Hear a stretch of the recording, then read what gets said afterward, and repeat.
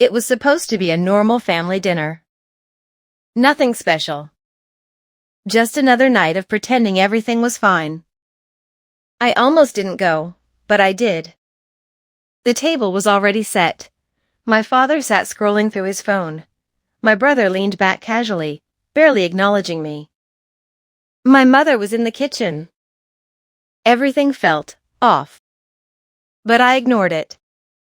Dinner started like always, small talk, forced smiles, silence where something real should have been.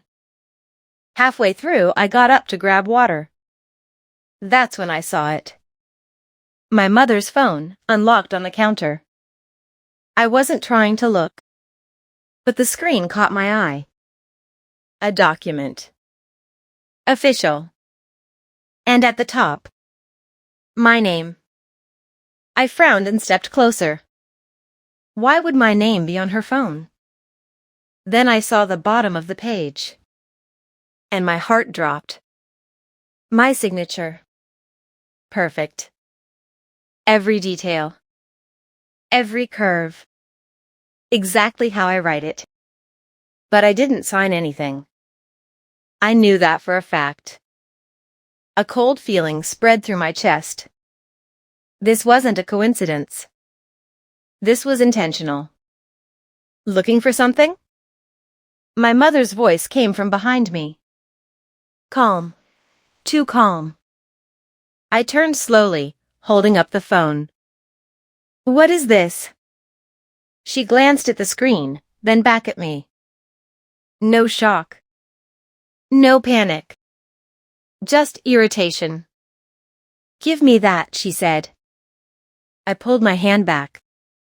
No, why is my signature on this? The room went quiet. My father looked up. My brother stopped eating. Everyone was watching now. It's nothing, she said flatly. You're overreacting. That word again. Overreacting. I looked back at the document.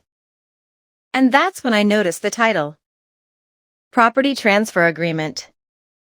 My chest tightened. Why is my name on a property transfer, with my signature? I asked. Silence filled the room. Heavy. Uncomfortable. My brother leaned back, watching like it was a show. My father said nothing. And my mother? She looked straight at me and said, because it was easier this way. I froze. Easier? That wasn't a mistake. That was a choice. A plan. And suddenly, one terrifying thought hit me. If she could fake my signature for this, what else had she already taken? Without me ever knowing? Easier? I repeated, my voice low. My mother crossed her arms like I was the problem. Yes, it was just paperwork. You wouldn't have understood anyway. I stared at her. Wouldn't have understood. Or wouldn't have agreed. What exactly did you sign for me? I asked. Before she could answer, my brother cut in. Relax, he said casually. It's just transferring the property. Saves time. My grip tightened on the phone. Transferring to who? Silence. That was my answer. I looked between them, my brother avoiding eye contact, my father suddenly very interested in his plate. And my mother? Still calm. Too calm. To your brother, she said finally. The words hit instantly. You forged my signature to give him property? It's not forged, she snapped. It's family. It all stays in the same place. No, I said, my voice steady now. It stays with whoever you choose. That difference mattered. A lot. You don't even use that property, my brother added. Why make a big deal out of it? I almost laughed. Not because it was funny, but because of how easily they justified it. So instead of asking me, I said, you just took it? It's not like you'd say yes, my mother replied. Exactly. That's why they didn't ask. Because they already knew the answer. And chose to ignore it. I placed the phone slowly on the table. Do you realize this is illegal? I asked. My father finally spoke. Don't use that tone, he said quietly. This is family business. Family business. The same excuse used across every line. To take. To control. To erase consent. No, I said firmly. This is fraud. The word landed heavy. For the first time. My mother's expression shifted. Just slightly. You're overreacting again, she said, but her voice wasn't as strong now. I stepped back, looking at all of them. Really seeing them. This wasn't a misunderstanding. This was planned. Discussed. Agreed on, without me. And I was just supposed to accept it. Like always. But not this time. I picked up my bag. Where are you going? My brother asked. I paused at the door. Then turned back slowly. To fix this, I said. My mother frowned. What does that mean? I held her gaze. It means, I replied calmly, the next document you see with my signature on it will actually be mine. Silence. Confusion. And just a hint of unease. Because what they didn't realize yet was that this wasn't just about one property. It was about everything tied to my name. And once I started digging, there was a very real chance. They had taken far more than they ever planned to admit. The next morning, I didn't go to work.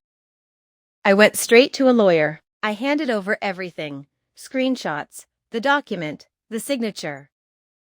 He studied it carefully. Then looked up at me and said one word. Forgery. Hearing it out loud made it real. Not family drama.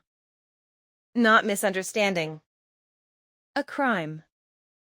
Not just that, he added. If property was transferred using your forged signature, this can be reversed, and there could be serious consequences. For the first time since last night, I felt in control. Within days, legal notices were sent. Formal, direct, unavoidable. And just like that, the calm, confident tone my mother had disappeared. My phone started ringing non-stop. Calls, messages, voicemails. Why would you do this? We're family. You're taking this too far. Too far. Funny. Prank sheeties. Because forging my identity wasn't too far to them. But holding them accountable? That crossed the line. I didn't respond. Not until the day we met again, this time not at a dinner table, but in a lawyer's office. The atmosphere was different. No control. No superiority. Just tension. My brother looked pale. My father avoided my eyes. And my mother? For the first time, she looked nervous. The lawyer spoke clearly. The signature is confirmed to be forged. The transfer is invalid. Ownership returns immediately. Silence. Heavy, crushing silence. And if pursued further, he continued, this could lead to legal charges. That's when it hit them. Not emotionally. Legally. Real consequences. My mother turned to me, her voice shaking slightly. We can fix this. No need to make it bigger. I looked at her calmly. The same woman who said it was easier this way. And now, it wasn't easy anymore. It's already fixed, I replied. No anger.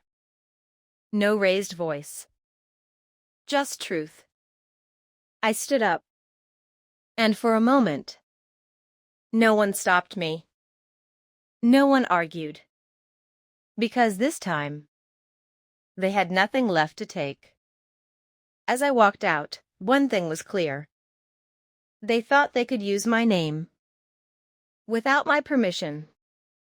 But in the end, that same name was the one that exposed them. And this time, it wasn't just personal. It was permanent.